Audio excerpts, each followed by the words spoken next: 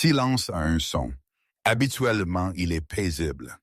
Mais dans la salle d'audience 4B ce mardi matin, le silence sonnait comme une lame de guillotine attendant de tomber. Grant Reynolds pensa que le son qu'il entendit était la victoire. Il rit, un aboiement froid, aigu, d'amusement, tandis que le marteau de juge tombait, scellant un règlement de divorce qui laissait sa femme, Nathalie, avec rien d'autre que les vêtements sur son dos. Il se tourna vers sa maîtresse, souriant, pensant qu'il avait réussi le cambriolage parfait d'un mariage. Il ne vit pas l'homme aux cheveux gris au dernier rang se lever. Il ne savait pas que sa victoire était en fait son mandat d'exécution, et il ne savait définitivement pas qui le père de Nathalie était vraiment. Grant Reynolds ajusta les poignets de son costume italien sur mesure, attrapant son reflet dans le verre immaculé de son bureau d'angle. 34 ans, vice-président senior des ventes chez Vanguard Logistics et, à partir d'aujourd'hui, un homme libre. Où il le serait d'ici midi? Il prit son téléphone, composant le numéro qu'il avait mémorisé mieux que son propre numéro de sécurité sociale. C'est fait. La voix de Jessica ronronna à l'autre bout. Elle était plus jeune, plus vive, et bien plus exigeante que Nathalie ne l'avait jamais été. Jessica était un requin en loup-boutin, le genre de femme qui correspondait à l'ambition de Grant. Nathalie était un golden retriever, loyale, douce et finalement ennuyeuse. « Je me dirige au tribunal maintenant, » dit Grant, regardant l'horizon de Chicago. « Mon avocat dit que c'est un verrou. Nous avons le contrat de mariage, nous avons la preuve de son incompétence financière, et nous avons le juge. Le juge Caldwell déteste les cas de pension alimentaire. Je vais partir avec la maison, le portefeuille et les voitures. » Nathalie obtient la dette de cette boulangerie ratée qu'elle a essayé de démarrer. Jessica rit. « Mon Dieu, tu es cruel, j'adore ça. Dîner au Le Monde ce soir pour célébrer? Je veux la table près de la fenêtre. » « Réserve-la, » dit Grant, mettant fin à l'appel. Il attrapa sa maillette. Il se sentit invincible. Pendant 5 ans, il avait toléré Nathalie. Elle était douce, bien sûr. Elle faisait d'excellents rôtis de bœuf et gardait leur penthouse immaculé. Mais elle manquait de vision. Quand Grant parlait d'expansion agressive du marché ou de vente à découvert d'actions, Nathalie lui demandait des nouvelles de sa journée ou parlait du jardin communautaire où elle faisait du bénévolat. Elle était simple et Grant avait dépassé le simple. Il avait soigneusement orchestré ce divorce pendant 6 mois. Il avait déplacé des actifs dans des sociétés écrans offshore sous le couvert d'expansion commerciale. Il avait manipulé leurs comptes conjoints pour faire croire que Nathalie dépensait de l'argent de manière imprudente, alors qu'en réalité, il le canalisait vers un compte pour Jessica. Il avait peint un tableau d'une femme sanguesue, incompétente et d'un mari travailleur, souffrant. Et aujourd'hui, le système juridique allait encadrer ce tableau en or. Quand il arriva au palais de justice, son avocat, un requin nommé Baxter Thorne, l'attendait. Baxter n'était pas bon marché. Il coûtait plus par heure que la boulangerie de Nathalie ne gagnait en 1 mois, mais il en valait la peine. « Prêt à couper le cordon, Grant ?» demanda Baxter, lissant sa cravate. « Plus que prêt. » Est-elle ici, à l'intérieur, assise avec un type qui ressemble à un défenseur public? C'est pathétique, vraiment. Elle n'a même pas engagé de spécialiste. Grant ricana. Elle ne pouvait probablement pas s'en payer un. J'ai coupé ses cartes de crédit la semaine dernière. Ils poussèrent les lourdes portes en chêne de la salle d'audience 4B. L'air était vicié, sentant la cire à plancher et la misère. Sur le côté gauche de l'allée était assise Nathalie. Elle portait une simple robe grise, ses cheveux attachés en un chignon désordonné. Elle avait l'air fatiguée, plus petite qu'il ne s'en souvenait. À côté d'elle était assis son avocat, un jeune homme qui semblait à peine sorti de la faculté de droit, tâtonnant avec une pile de papier qui semblait prête à se renverser. « Regarde-les » Grant chuchota à Baxter, tandis qu'il prenait place à la table d'acajou. « Agneau à l'abattoir. » Mais Grant manqua un détail. Au tout dernier rang de la galerie publique, assis dans l'ombre loin des quelques greffiers et étudiants en droit d'ennuyer, était assis un homme plus âgé. Il portait une veste en tweed qui semblait vieille de 3 décennies, rapiécée au coude. Il tenait une casquette plate dans ses mains, ses jointures noueuses avec l'âge. Il ressemblait à un concierge à la retraite, ou peut-être à un fermier qui s'était égaré dans le mauvais bâtiment. Grant le regarda une fois, le rejeta comme un quidam, et tourna son attention vers le banc du juge. Il n'avait aucune idée que le quidam au dernier rang était la seule personne dans la pièce qui comptait réellement. « Tous levez-vous » hurla l'huissier. Le juge Caldwell entra, ses robes noires flottant. C'était un homme connu pour son impatience. Il voulait des affaires réglées, des registres vidés et le déjeuner à l'heure. Affaire numéro 490-0. Reynolds contre Reynolds, annonça le greffier. Procédé, grogna Caldwell, ne levant même pas les yeux de son dossier.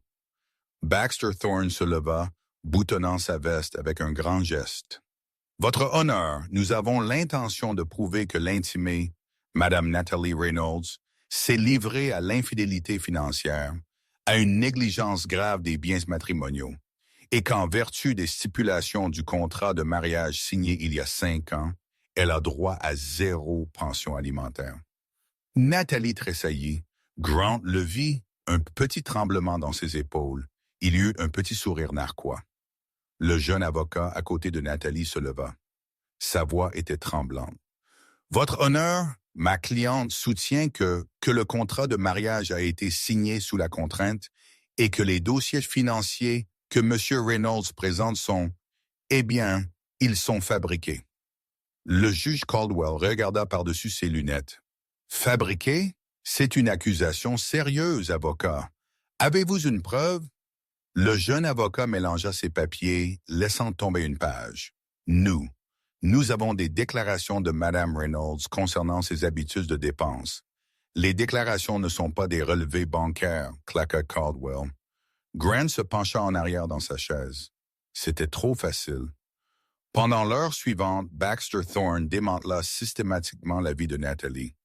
Il projeta des feuilles de calcul sur les écrans de la salle d'audience, montrant des retraits massifs de leurs comptes conjoints. Retraits que Grant avait faits, mais étiquetés « Personnel Nathalie ».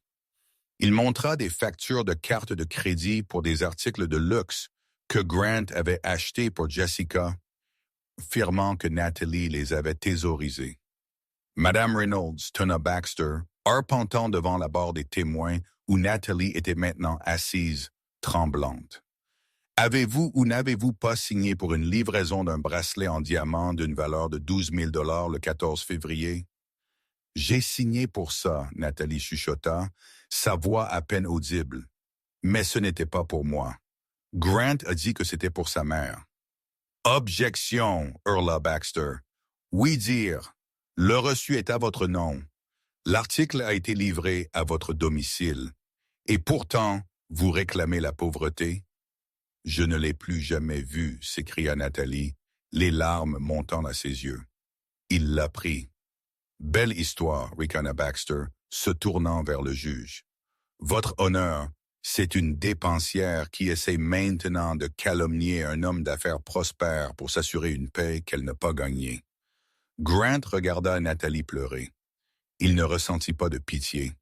Il ressentit de l'agacement. « Arrête de pleurer et signe juste les papiers, » pensa-t-il. « Tu te rends ridicule. » À travers tout cela, le vieil homme au dernier rang ne bougea pas. Il resta immobile comme une statue, ses yeux fixés sur le cou de Grant. Si Grant s'était retourné, il aurait pu remarquer que les yeux du vieil homme n'étaient pas les yeux larmoyants d'un retraité. Ils étaient du silex froid et dur. Les yeux d'un homme qui avait défié des loups. « Monsieur Reynolds, » le juge s'adressa à Grant, « vous demandez la pleine propriété du domicile conjugal? » Grant se leva, projetant sa meilleure voix d'exécutif honnête. « Oui, votre honneur, je l'ai acheté. J'ai payé les hypothèques. Nathalie, elle s'adonnait à des passe-temps. Elle n'a jamais contribué aux finances du ménage de manière significative. J'ai pris soin de ta mère quand elle était malade. » Laissa échapper Nathalie depuis la table de la défense. J'ai rénové cette maison de mes propres mains. Ordre. Le juge Caldwell abattit son marteau. Madame Reynolds, maîtrisez-vous ou je vous ferai expulser. Nathalie s'affala en arrière, vaincue. Son jeune avocat lui tapota le bras impuissant. J'en ai assez entendu, dit le juge Caldwell, vérifiant sa montre. Il était 11h45. La preuve est accablante. Le demandeur, M. Reynolds, a fourni une documentation concrète. L'intimé a fourni des larmes. Grant sentit une bulle de rire monter dans sa poitrine. Ça se passait. Je statue en faveur du demandeur, annonça Caldwell. Le contrat de mariage est maintenu. Les biens matrimoniaux, y compris la propriété au 450 Highland Avenue, sont attribués à M. Reynolds. Aucune pension alimentaire n'est accordée. Chaque partie supportera ses propres frais juridiques. C'était un anéantissement total. Nathalie quittait le mariage avec rien d'autre que de la dette. Grant se tourna vers Baxter et lui serra la main vigoureusement. Puis il regarda Nathalie. Elle pleurait silencieusement, sa tête dans ses mains, et c'est à ce moment que Grant fit son erreur. Il laissa échapper un rire. Ce n'était pas juste un petit rire, c'était un rire fort, victorieux, qui résonna sur les hauts plafonds. « Meilleure chance la prochaine fois, Nat, dit-il, sa voix portant à travers la pièce silencieuse. Peut-être trouve un mari qui aime les cupcakes rassis. » Il se tourna pour attraper sa mallette, prête à sortir dans sa nouvelle vie. « Excusez-moi. » La voix vint du fond de la pièce. Elle n'était pas forte, mais elle avait un timbre qui arrêta tout le monde net. Elle sonnait comme du gravier craquant sous une lourde botte. Grant se retourna. Le juge leva les yeux, agacé. Le vieil homme en veste de tweed était debout. Il tenait sa casquette plate dans une main. Il marcha lentement vers la balustrade qui séparait la galerie du parquet de la cour. « Qui êtes-vous? » demanda le juge Caldwell. « C'est une session à huis clos. Les spectateurs doivent en rester silencieux. »« Je ne suis pas un spectateur, » dit le vieil homme. Il ouvrit la petite porte en bois et monta sur le parquet de la cour. L'huissier tendit la main vers sa ceinture, s'avançant pour intercepter. « Monsieur, vous devez reculer, » avertit l'huissier. Le vieil homme ignora l'huissier. Il marcha droit devant Grant, l'ignorant entièrement, et s'arrêta devant Nathalie.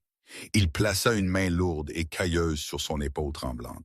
« Tu as fini de pleurer, petit oiseau ?» Le vieil homme demanda gentiment. Nathalie leva les yeux, ses yeux grands ouverts. « Papa, qu'est-ce que tu fais ici? Je t'ai dit de ne pas venir. Je ne voulais pas que tu voies ça. » Grant cligna des yeux. « Papa? » Il regarda de nouveau le vieil homme. Il savait que le père de Nathalie s'appelait Arthur. Nathalie l'avait mentionné quelquefois, disant qu'il vivait dans une ferme au Wyoming, restait discret. Grant avait supposé qu'il était un vacher fauché ou un fermier raté. Il ne s'était jamais donné la peine de le rencontrer. Pourquoi le ferait-il? Grant Reynolds ne perdait pas son temps avec des quidams d'État survolés. « J'ai demandé qui vous êtes, » tenant le juge Caldwell, son visage devenant rouge. Huissier, retirez cet homme. Le vieil homme se tourna pour faire face au juge. Il n'avait pas l'air intimidé, il avait l'air ennuyé. « Mon nom, » dit le vieil homme, sa voix projetant clairement son microphone, est Arthur Sterling. Et je crois, juge Caldwell, que vous êtes assis sur une chaise que ma fondation a payée. La pièce devint d'un silence mortel. Grant fronça les sourcils. Sterling? C'était un nom commun. Le juge Caldwell se figea. Il loucha vers l'homme. Arthur? Sterling? Eh! Arthur continua, atteignant dans sa veste déchirée et sortant un morceau de papier plié. Je suis aussi l'homme qui détient le privilège principal sur la propriété que vous venez d'attribuer à ce monsieur. Il fit un geste paresseux vers Grant. De quoi parle-t-il? Grant siffla à Baxter.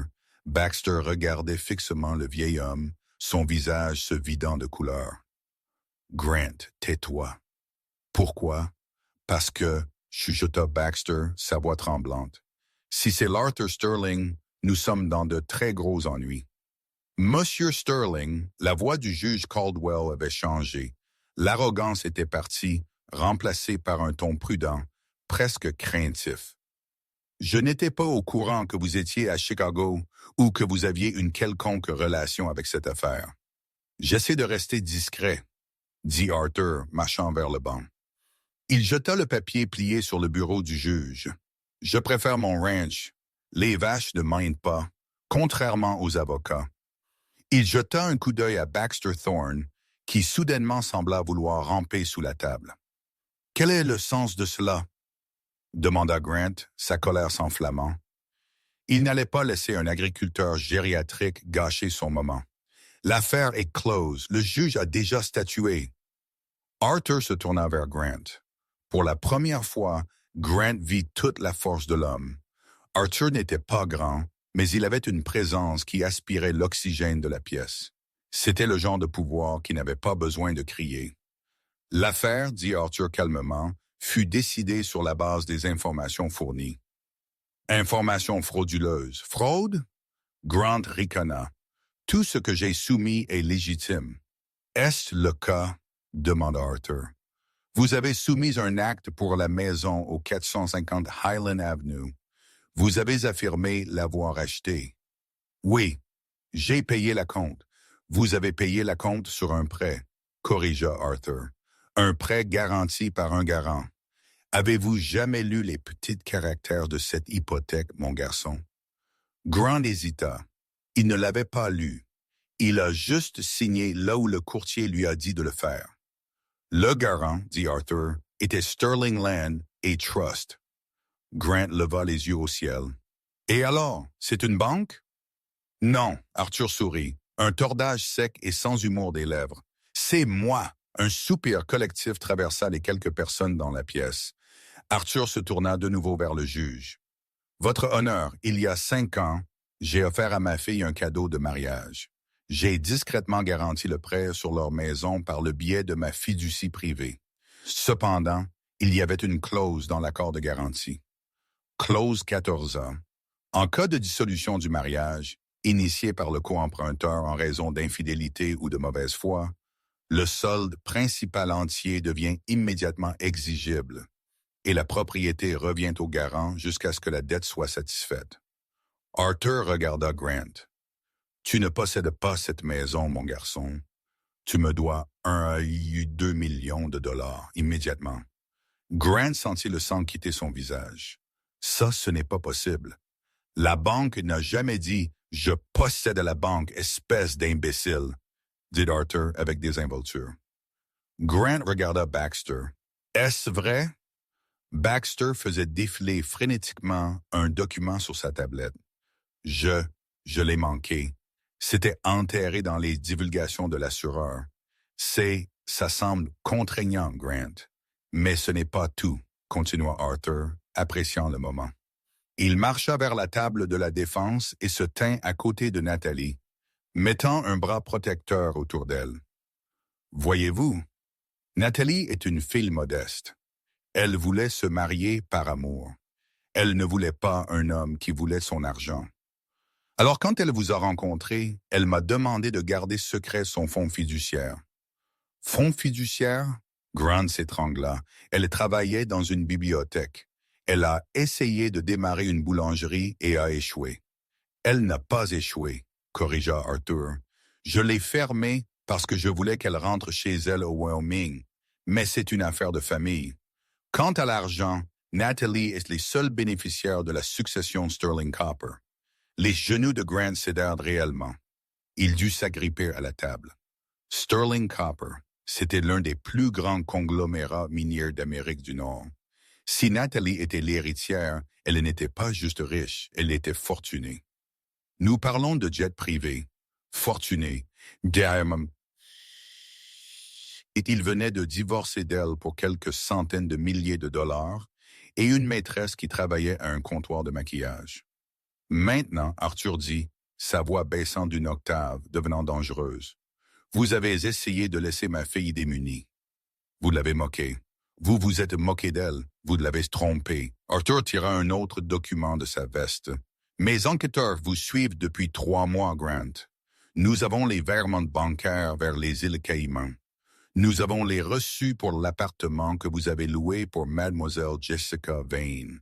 Et nous avons la preuve que vous avez détourné des fonds de votre propre entreprise Vanguard Logistics pour financer votre style de vie.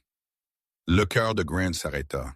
C'est un mensonge, n'est-ce pas? Arthur regarda le fond de la salle d'audience.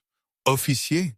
Les portes s'ouvrirent de nouveau. Deux officiers de l'unité des crimes économiques entrèrent, suivis par un homme que Grant reconnut instantanément.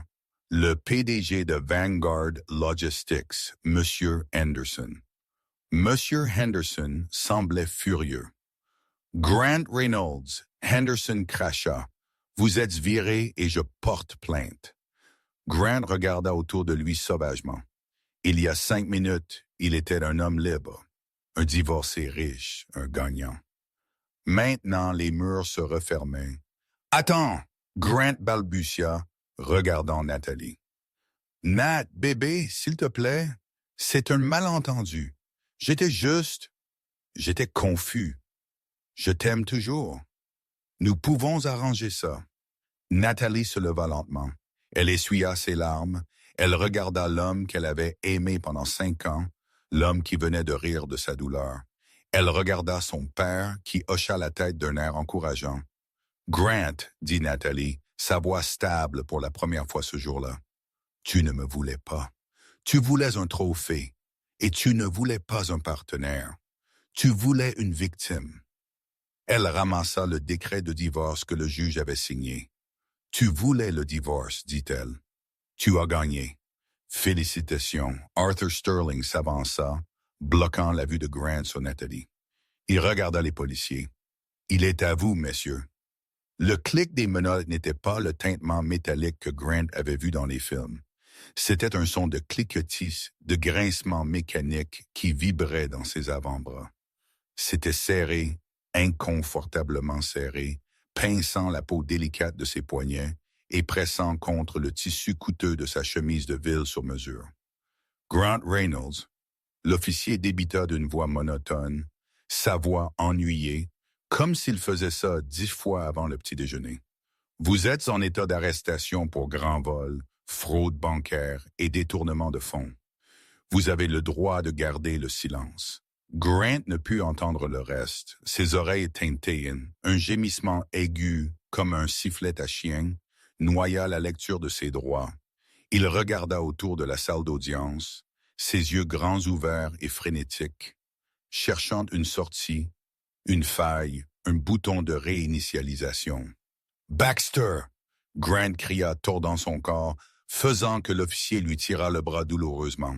« Baxter, fais quelque chose, c'est de la folie. » Dis-leur. Baxter Thorne, l'avocat qui avait eu un petit sourire narquois il y a 20 minutes, était occupé à fourrer des papiers dans sa mallette.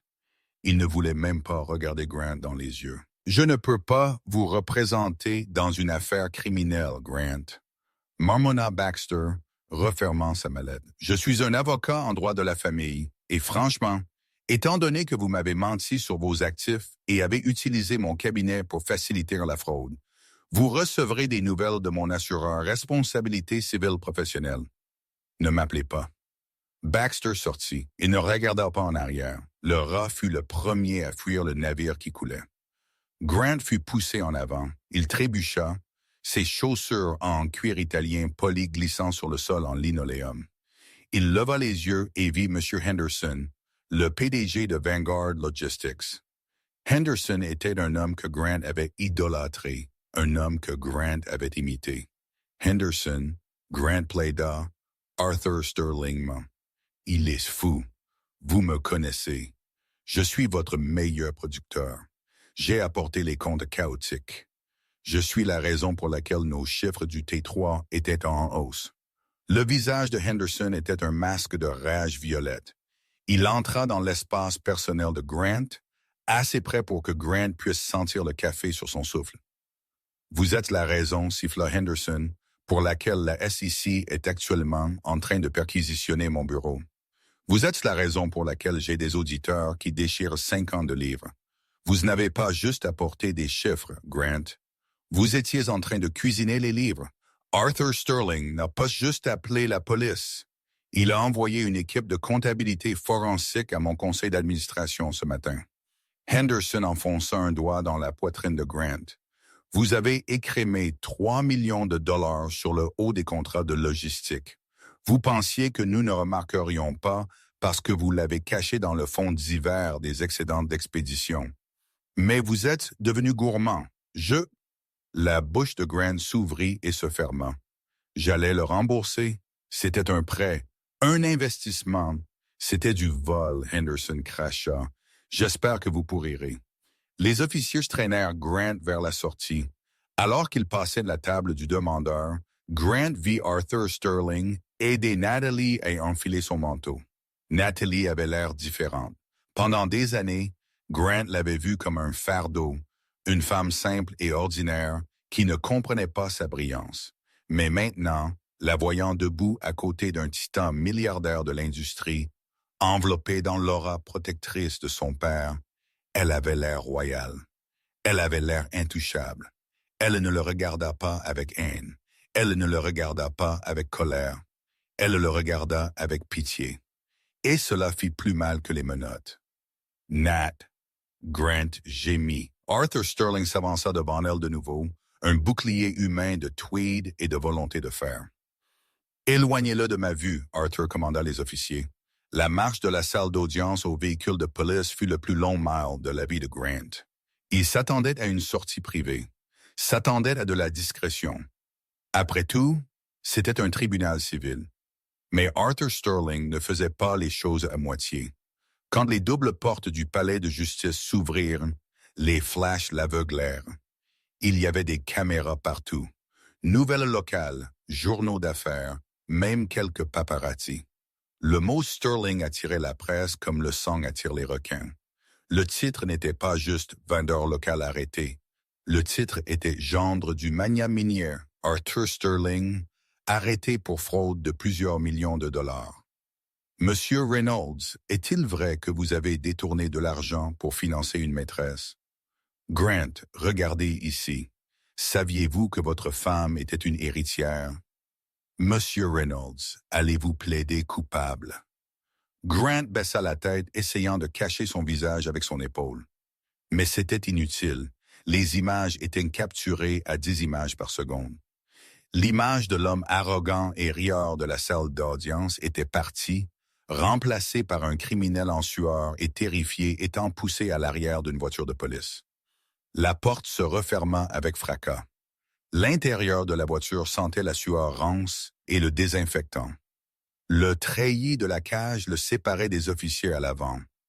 Alors que la voiture démarrait, Grant regarda par la fenêtre. Il vit Natalie et son père descendre les marches du palais de justice. Ils n'étaient pas entourés par la presse. Les reporters donnèrent à Arthur une large distance, respectueux et craintif. Une élégante limousine noire s'arrêta au trottoir. Un chauffeur ouvrit la porte. Natalie monta. Elle ne regarda pas en arrière la voiture de police. Elle disparut derrière la vitre teintée, s'évanouissant de la vie de Grant, aussi complètement qu'un fantôme. Grant appuya sa tête contre la froide vitre de la voiture de police. Son cœur battait un rythme frénétique contre ses côtes. « C'est une erreur, se dit-il. Je peux arranger ça. Je suis Grant Reynolds. Je gagne toujours. J'ai juste besoin de passer quelques appels. J'ai juste besoin d'accéder à un téléphone. » Il ne réalisa pas encore que sa série de victoires était terminée. Les dés avaient été pipés contre lui au moment où il rit au visage d'Arthur Sterling. La cellule de détention au 19e poste, une contraste frappante avec le bureau d'angle chez Vanguard Logistics. Les murs étaient peints d'une nuance déprimante de beige institutionnel, s'écaillant dans les coins. Les toilettes étaient une moquerie en acier inoxydable de la vie privée dans le coin. Le banc était en béton dur et froid. Grant avait été traité, ses empreintes prises, sa photo d'identité judiciaire prise, sa cravate, sa ceinture et ses lacets avaient été retirés, le laissant l'air échevelé et frénétique. Son pantalon coûteux tombant autour de sa taille. Il était assis là depuis 3 heures. Chaque fois que la lourde porte métallique s'ouvrait, il sursautait, espérant que c'était un avocat. Mais c'était juste des officiers ramenant plus d'ivrognes ou de petits voleurs. Finalement, Un officier frappa sur les barreaux. Reynolds, vous avez votre appel téléphonique, faites-le compter. Grant se leva précipitamment. Il fut conduit à un téléphone au mur. Il avait un numéro dans sa tête. Pas sa mère. Elle pleurerait juste. Pas Baxter. Il avait clairement exprimé sa position. Jessica. Jessica Vane. L'amour de sa vie. Ou du moins l'amour de son style de vie actuel. Jessica était intelligente. Jessica était débrouillarde. Jessica avait des relations en ville. Elle saurait quoi faire. Elle avait accès au compte secret au Caïman, celui dont il lui avait donné le mot de passe juste au cas où. Il y avait près de 400 000 $ là-dedans, assez pour la caution, assez pour fuir. Ses doigts tremblèrent, tandis qu'il composait son numéro. Sonnerie, sonnerie, sonnerie, allô. Sa voix était essoufflée, pressée. Il y avait du bruit de fond, le son de fermeture éclair, le cliquetis d'objets durs. Jess. Dieu merci. Grant expira, appuyant son front contre le mur froid. Bébé, écoute-moi. C'est un cauchemar total. J'ai été arrêté. Je sais, dit Jessica. Sa voix n'était pas chaleureuse, elle était coupée.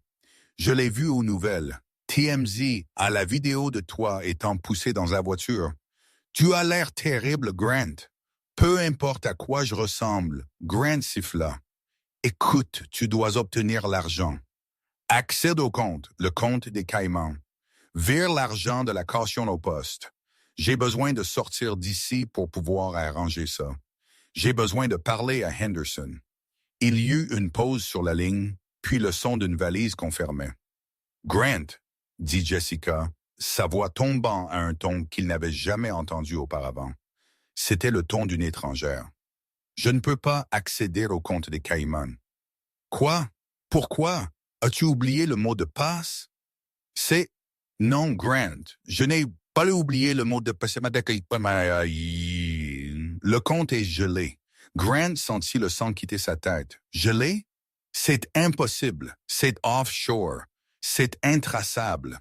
Rien n'est intraçable quand Arthur Sterling est impliqué, dit Jessica. J'ai reçu un appel il y a 1 heure du FBI. Ils ont signalé le compte comme produit d'activité criminelle. Si j'essaie de toucher 1 centime de cela, je suis complice de détournement de fonds. Ils ont toutes gelé, Grant. Le compte joint. Les cartes, même le bail de cet appartement est contesté. Bébé, calme-toi, Grant plaida, la panique montant dans sa gorge comme de la bile. Nous pouvons nous battre contre ça. J'ai d'autres actifs. J'ai le portefeuille. Tu n'as rien, Jessica claqua. Je viens de raccrocher avec mon avocat. Sais-tu qui est Arthur Sterling? Il n'est pas juste riche, Grant. Il est riche à faire disparaître des gens. Il est riche à acheter la banque qui détient ton hypothèque. Tu es allé en guerre contre une puissance nucléaire avec un pistolet à eau. Jess, s'il te plaît, j'ai besoin de toi. Je suis dans une cellule. Et je suis à l'aéroport, Jessica dit platement. Le monde arrêta de tourner.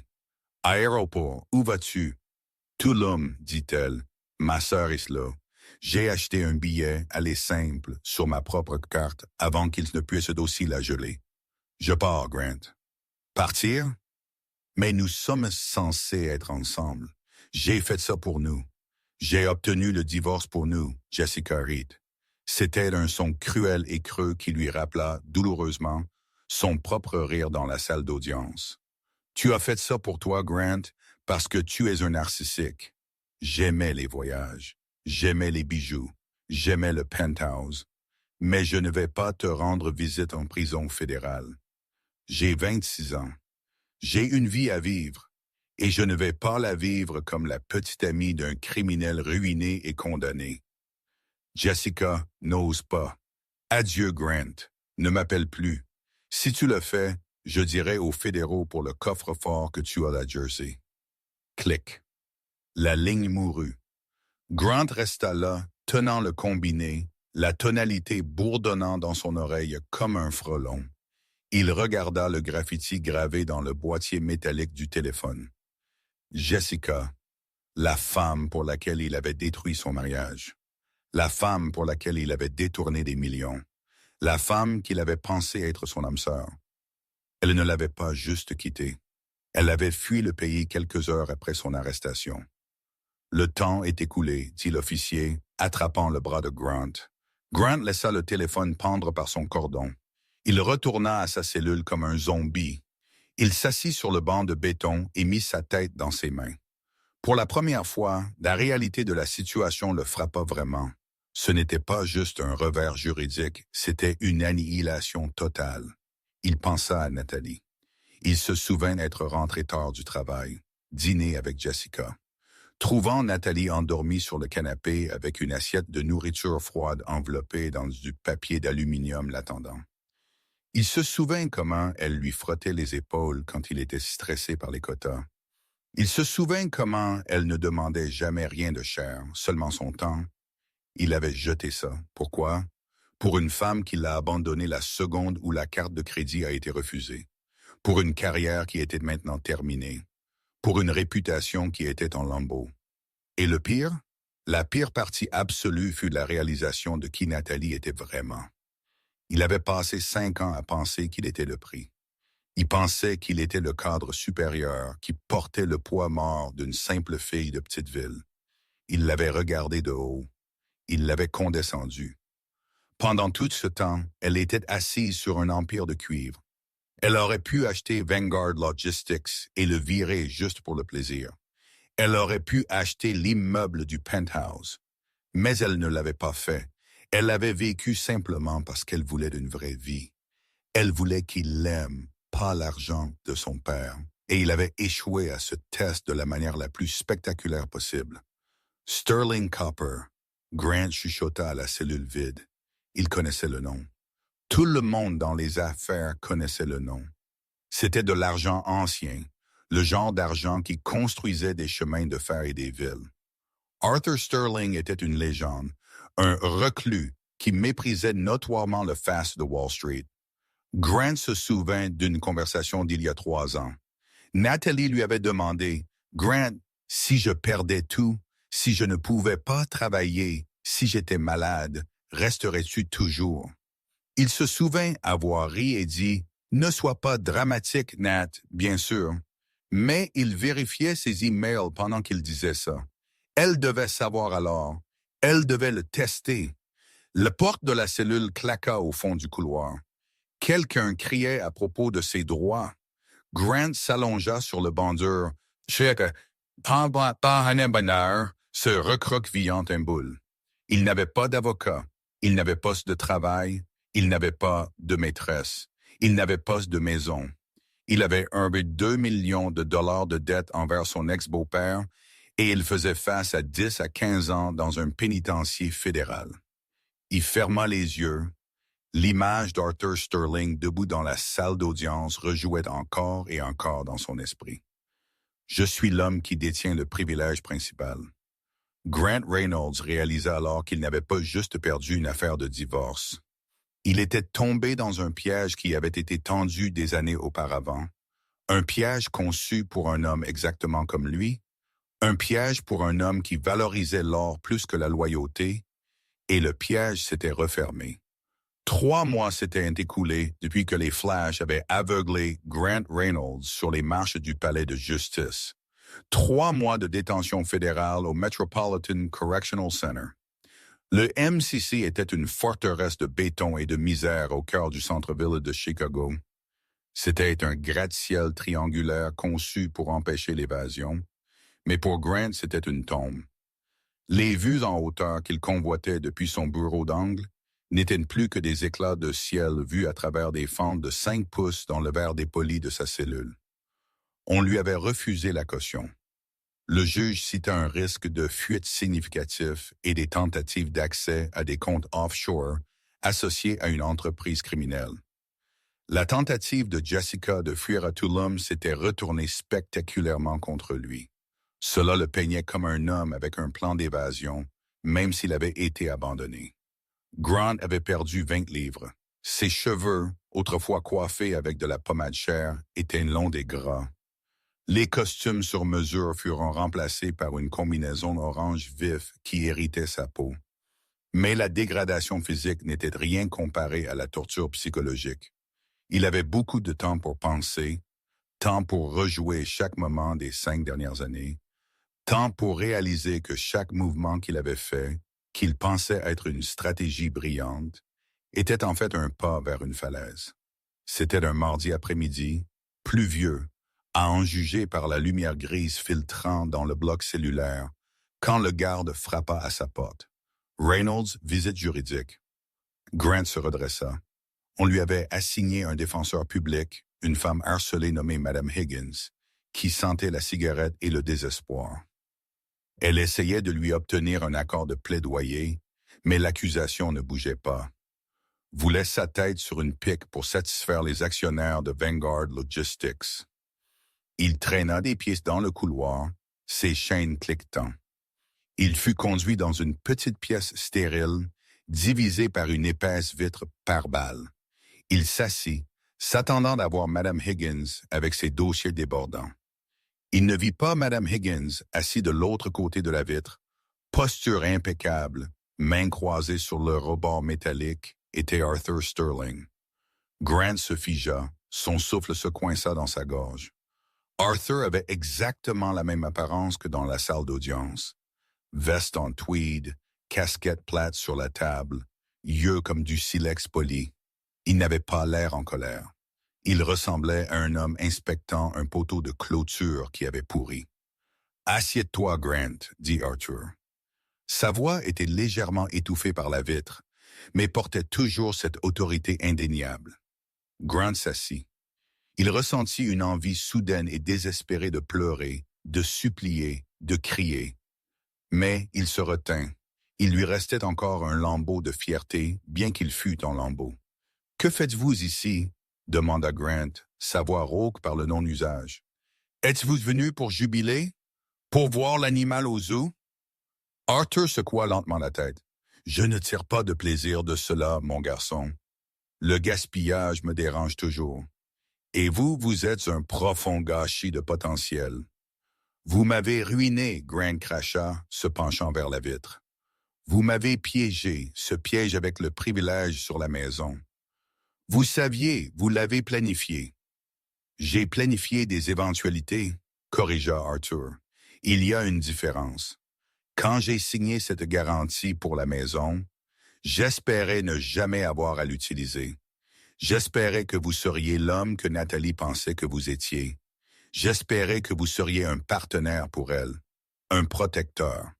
Arthur se pencha. « Savez-vous pourquoi je ne vous ai jamais parlé de l'argent? De la fortune du cuivre Sterling? Parce que vous êtes un vieux radin paranoïaque, Grant ricana. »« Non, parce que l'argent agit comme une loupe, dit Arthur doucement. Si un homme est gentil, l'argent lui permet d'être un philanthrope. Si un homme est gourmand, l'argent le transforme en monstre. Je voulais voir qui vous étiez sans que la lentille de ma richesse ne déforme la vue. » Grant détourna le regard. « Eh bien, vous avez vu. »« Oui, acquiesça Arthur, mais voici la partie que vous ne savez pas, la partie qui pourrait vous empêcher de dormir la nuit ici. » Arthur atteignit dans la poche de sa veste. Pendant une seconde, Grant tressaillit, se souvenant des documents qu'Arthur avait sortis au tribunal. Mais cette fois, Arthur sortit simplement une photo. Il la tint contre la vitre. C'était une photo de Grant, il y a 3 ans, serrant la main d'un homme en costume gris.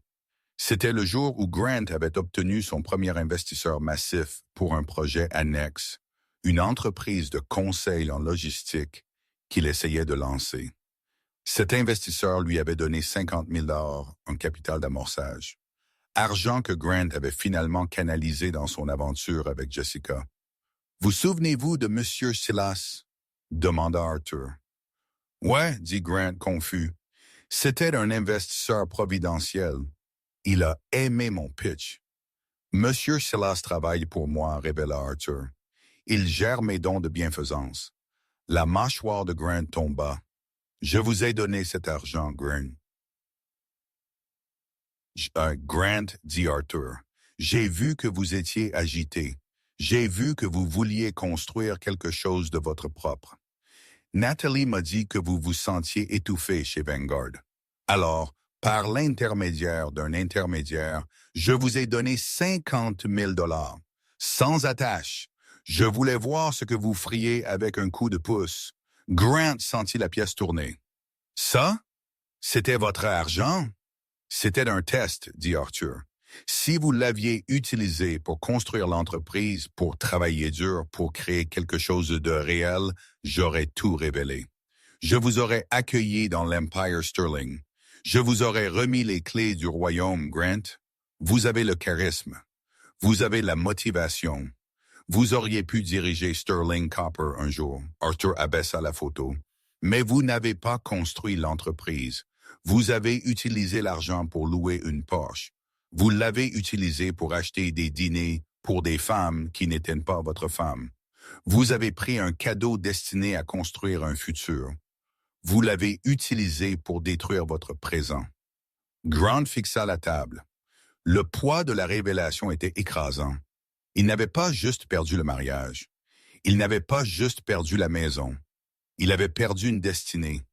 Il aurait pu être un PDG, un milliardaire, un titane. Tout était tracé pour lui, attendant qu'il montre juste une once d'intégrité. Et il avait tout échangé contre un bail sur une voiture et une aventure avec une fille qu'il a quittée au premier signe de problème. Pourquoi me dites-vous cela maintenant? Grant chuchota, les larmes débordant finalement. Pourquoi me torturer? Parce que Nathalie voulait que vous le sachiez, dit Arthur se levant. Il remit sa casquette. Elle voulait que vous sachiez que vous n'étiez pas vaincu par un contrat de mariage. Vous n'étiez pas vaincu par un avocat. Vous étiez vaincu par votre propre caractère. Vous aviez le billet de loterie gagnant dans votre poche pendant 5 ans, Grant, et vous l'avez jeté parce que vous étiez trop occupé à chercher de la petite monnaie sur le trottoir. Arthur se tourna pour partir. « Attendez! » Grant s'écria, frappant sa main contre la vitre. « Comment va-t-elle? S'il vous plaît, dites-le-moi juste. Me déteste-t-elle? » Arthur s'arrêta à la porte. Il regarda en arrière, son expression illisible. « Elle ne vous déteste pas, Grant. La haine demande de l'énergie. Elle est indifférente, elle passe à autre chose. Elle a retrouvé sa lumière, maintenant qu'elle ne se tient plus dans votre ombre. » La lourde porte d'acier claqua, laissant Grant seul dans le silence. L'écho de la porte sonnait exactement comme le marteau qui avait mis fin à sa vie. Les saisons avaient changé à Chicago. Le vent mordant de l'hiver s'était fondu dans la gadoue grise du début du printemps, mais à l'intérieur du tribunal fédéral de District, l'air restait gelé. Grant Reynolds était assis à la table de la défense, ses mains jointes si étroitement que ses jointures avaient pris la couleur d'un vieil os. Il ne ressemblait en rien à l'homme qui avait ri au tribunal de divorce 6 mois auparavant. L'inclinaison arrogante de son menton était partie, remplacée par une courbure permanente. Ses cheveux, autrefois sa fierté et sa joie, étaient clairsemés et ternes, jetés maladroitement sur le col du costume bon marché et mal ajusté que son défenseur public avait déniché pour lui. Il avait 35 ans, mais il en paraissait 50. La salle d'audience était bondée. Ce n'était pas l'affaire de tribunal familial tranquille où il avait essayé d'écraser Nathalie. C'était une audience de prononcé de la peine fédérale. La galerie était remplie d'actionnaires au visage sombre de Vanguard Logistics, d'employés qui avaient perdu leur prime à cause de son détournement de fonds, et de journalistes affamés du dernier chapitre du scandale du genre Sterling. Grant scanna les derniers rangs de nouveau, ses yeux dardaient frénétiquement. Il cherchait un éclair de cheveux blonds. Il cherchait Nathalie. Il se dit qu'il voulait s'excuser. Mais au fond, dans les recoins sombres et honnêtes de son esprit, il connaissait la vérité. Il voulait qu'elle le sauve. Il voulait que la femme qu'il avait appelée ennuyeuse et simple utilise ses milliards pour que ce cauchemar s'arrête. Mais le dernier rang était une mère d'étranger. Nathalie n'était pas là. Elle n'avait pas envoyé de lettres. Elle n'avait pas envoyé d'avocat. Elle n'avait même pas envoyé de malédiction. Elle l'avait simplement effacée. « Tous levez-vous !» L'huissier hurla, sa voix résonnant sur les murs d'acajou. Le juge Holloway entra. C'était une femme formidable aux cheveux gris acier et aux yeux qui avaient vu toutes les variétés de la cupidité humaine. Elle prit place, ajusta ses lunettes et regarda Grant comme s'il était une tache sur un comptoir immaculé. « Monsieur Reynolds, commença le juge Holloway, sa voix calme et terrifiante. Nous avons entendu les déclarations de l'accusation. Nous avons vu la comptabilité forensique. Vous avez plaidé coupable de 3 chefs d'accusation de fraude bancaire, un chef d'accusation de détournement de fonds et un chef d'accusation de blanchiment d'argent. » Elle marqua une pause, laissant les accusations suspendues dans l'air. « En mes 20 ans sur le banc, continua-t-elle en se penchant en avant, j'ai vu des hommes voler par désespoir. J'ai vu des hommes voler pour nourrir leur famille. Mais vous, Monsieur Reynolds, vous avez volé par orgueil démesuré. Vous avez volé parce que vous croyez que vous étiez plus intelligent que tout le monde dans la pièce. Vous avez regardé une femme qui vous offrait la loyauté et vous avez vu un tremplin. Vous avez regardé une entreprise qui vous donnait une carrière et vous avez vu une tirelire. » Grant tressaillit. Chaque mot ressemblait à un coup physique. « Votre avocat a demandé la clémence, » dit le juge Holloway, jetant un coup d'œil au défenseur public épuisé à côté de Grant. « Il soutient que c'est votre première infraction, que vous avez perdu votre réputation. Mais je ne vois aucun remords en vous, Monsieur Reynolds. Je ne vois que le regret d'avoir été pris. » Grant essaya de se lever, de dire quelque chose, mais ses jambes se sentaient comme du plomb. « Votre honneur, Il croassa. « Levez-vous, » elle commanda. Grant se hissa sur ses pieds, chancelant légèrement. « Grant Reynolds, pour les crimes commis contre Vanguard Logistics et la manipulation financière frauduleuse des biens matrimoniaux, je vous condamne à 12 ans dans une institution correctionnelle fédérale. » Un soupir traversa la galerie. 12 ans, c'était lourd. C'était une vie. Vous ne serez pas éligible à la libération conditionnelle avant au moins 10 ans, ajouta Holloway, enfonçant le dernier clou dans le cercueil. De plus, il vous est ordonné de payer une restitution d'un montant de 82 millions de dollars. Vos salaires seront saisis pour le reste de votre vie professionnelle jusqu'à ce que cette dette soit payée aux victimes et à la fiducie Sterling. Bang! Le marteau tomba. Le son était final. C'était le son d'une lourde porte se refermant avec fracas sur le monde que Grant Reynolds connaissait. « Emmenez-le, » dit le juge, ouvrant déjà le dossier suivant. Tandis que les U.S. Marshals s'approchaient, menottant les mains de Grant derrière son dos, il regarda une dernière fois les portes de la salle d'audience. Il réalisa alors que le silence qu'il avait entendu quand il avait ri de Nathalie n'était pas la victoire. C'était l'univers retenant son souffle avant la frappe. 3 semaines plus tard, le transfert, le trajet en bus vers le pénitencier fédéral de Terre-Haute fut long et sentait les fumées de diesel et les corps non lavés. Grant était assis enchaîné au siège, regardant par la fenêtre les champs de maïs qui passaient. Il n'avait personne à appeler. Jessica Vane avait disparu dans le vent, vivrait, selon les rapports des derniers de ses bijoux, dans une ville côtière au Mexique, probablement à la recherche de sa prochaine cible. Ses amis du Country Club avaient bloqué son numéro le jour où la nouvelle éclata. Baxter Thorne, son avocat requin, faisait face à ses propres audiences de radiation et avait menacé de poursuivre Grant pour des honoraires impayés. Grant regarda son reflet dans la fenêtre du bus. L'homme le regardant en retour était un étranger. Il ferma les yeux et le souvenir rejoua en boucle. Le moment au tribunal de divorce. Le sentiment d'invincibilité. Le rire. C'était le rire le plus cher de l'histoire. Il réalisa maintenant qu'Arthur Sterling ne l'avait pas juste battu. Arthur lui avait appris une leçon qu'il lui faudrait 12 ans pour apprendre. Grant avait passé sa vie à chasser l'or, ne réalisant jamais qu'il tenait déjà un diamant. Le bus tourna à travers les lourdes portes de fer de la prison. Le fil barbelé scintilla au soleil. Grant Reynolds, détenu numéro 89462, descendit du bus et marcha dans l'ombre. Wyoming. Le ranch Copper Creek, à 1000 miles de distance, le monde était grand ouvert. Le soleil était juste en train de culminer sur les pics déchiquetés des montagnes Grand Teton, jetant une lueur dorée à travers la vallée. L'air ici était fin et vif, sentant les aiguilles de pin, la terre humide et l'armoise. Natalie Sterling se tenait sur la véranda enveloppante de la maison principale du ranch. Elle tenait d'une tasse en céramique de café fumant, regardant la vapeur s'enrouler dans la lumière du matin. Elle avait l'air différente. La femme qui s'était blottie au tribunal, portant des robes grises informes pour se cacher, était partie. À sa place se tenait une femme qui occupait l'espace. Elle portait un jean foncé ajusté, des bottes d'équitation en cuir éraflé par le travail réel, et un épais manteau de laine.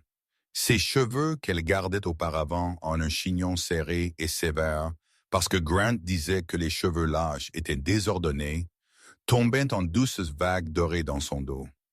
Elle prit une profonde inspiration, remplissant ses poumons de l'air pur de la montagne. Pendant 5 ans, elle s'était sentie comme si elle retenait son souffle, marchait sur des œufs, essayant d'être plus petite pour que Grant puisse se sentir grand. Maintenant, elle pouvait respirer. La porte moustiquaire s'ouvrit en grinçant derrière elle. Arthur Sterling sortit, portant sa veste en tweed habituelle, ressemblant plus à un vacher qu'à un magnat minier milliardaire. Des nouvelles sont arrivées. Arthur dit doucement, s'appuyant contre la balustrade à côté d'elle. Nathalie ne se tourna pas. Elle garda ses yeux sur l'horizon où un troupeau de wapitis se déplaçait lentement à travers le pâturage inférieur. « C'est fait? »« C'est fait, » confirma Arthur. Le juge Holloway lui a donné 12 ans et une restitution complète. Nathalie prit une gorgée de son café. Elle attendit la vague d'émotion, de tristesse, de pitié, peut-être une étincelle d'amour persistante. Mais il n'y avait rien, juste une paix tranquille et installée. C'était comme finir un livre qui avait traîné trop longtemps.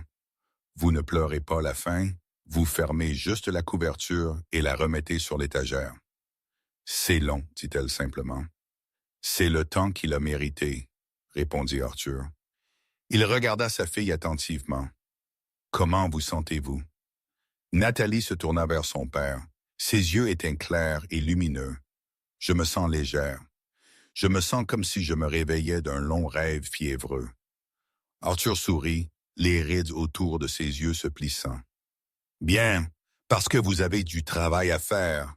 Le conseil a approuvé les documents finaux ce matin. » Le visage de Nathalie s'illumina, un sourire sincère qui transforma son visage. « L'initiative de la boulangerie? »« Oui. »« L'Institut culinaire Sterling pour femmes, » corrigea Arthur avec un sourire. « Entièrement financé. Vous êtes la directrice exécutive. Nous allons ouvrir les 3 premiers emplacements à Chicago, Denver et Seattle. Vous allez aider beaucoup de femmes à se remettre sur pied, Nat. » C'était le rêve qu'elle avait enterré. Grant avait qualifié sa pâtisserie de perte de temps. Il avait fermé sa petite boutique. Maintenant, elle allait utiliser l'empire qu'il convoitait pour construire un héritage qui leur survivrait à tous. Elle prendrait des femmes qui avaient été rejetées, sous-estimées et brisées, et elle leur donnerait un moyen de construire leur propre vie. « Je suis prête, » dit Nathalie. « Je veux commencer lundi. »« Lundi? » Arthur rit. « Prendre le week-end, chérie. Va faire un tour. » Nathalie posa sa tasse sur la balustrade. En bas dans le paddock, un étalon noir, une bête magnifique nommée Obsidienne et nette, sentant sa présence. « Tu as raison, dit-elle. » Elle sauta par-dessus la balustrade du porche, atterrissant doucement dans la haute herbe, tout comme elle le faisait quand elle était adolescente, avant la ville et les costumes et les mensonges. « Où vas-tu? » Arthur appela, bien qu'il sût déjà. « À la crête, » cria-t-elle en retour, se mettant à courir. « Je veux voir la vue d'en haut. » Elle courut vers les chevaux, son rire porté par le vent. Ce n'était pas un petit rire poli et étouffé. C'était un son fort, joyeux et sans entrave qui résonnait sur les montagnes. Grant Reynolds était assis dans une boîte de béton de 6x8, fixant un mur gris. Mais Natalie Sterling volait. Elle fit partir les talons au galop, déchirant les plaines ouvertes du Wyoming, chevauchant vers un futur qui était finalement complètement le sien. Et c'est l'histoire de comment Grant Reynolds a pris la plus dure de toutes les leçons. Vous ne savez jamais qui est vraiment assis au fond de la salle d'audience. Grant pensait qu'il avait gagné la partie, Mais il ne réalisa pas qu'il jouait contre un homme qui possédait le plateau. Il a chassé l'or des fous et a perdu un diamant, prouvant que l'arrogance est le luxe le plus cher du monde. Nathalie n'a pas juste obtenu sa vengeance, elle a récupéré sa vie, nous rappelant que parfois la meilleure vengeance n'est pas la haine. C'est prospérer sans les gens qui vous ont retenu. Si vous avez aimé cette histoire de karma, de trahison et de justice, s'il vous plaît, écrasez ce bouton j'aime. Ça aide vraiment la chaîne à grandir. N'oubliez pas de partager cette vidéo avec un ami qui aime un bon drame et cliquez sur s'abonner avec la cloche de notification activée pour ne jamais manquer une histoire. Nous avons une histoire de vengeance folle à venir la semaine prochaine impliquant un billet de loterie et un marié en fuite que vous ne voulez pas manquer.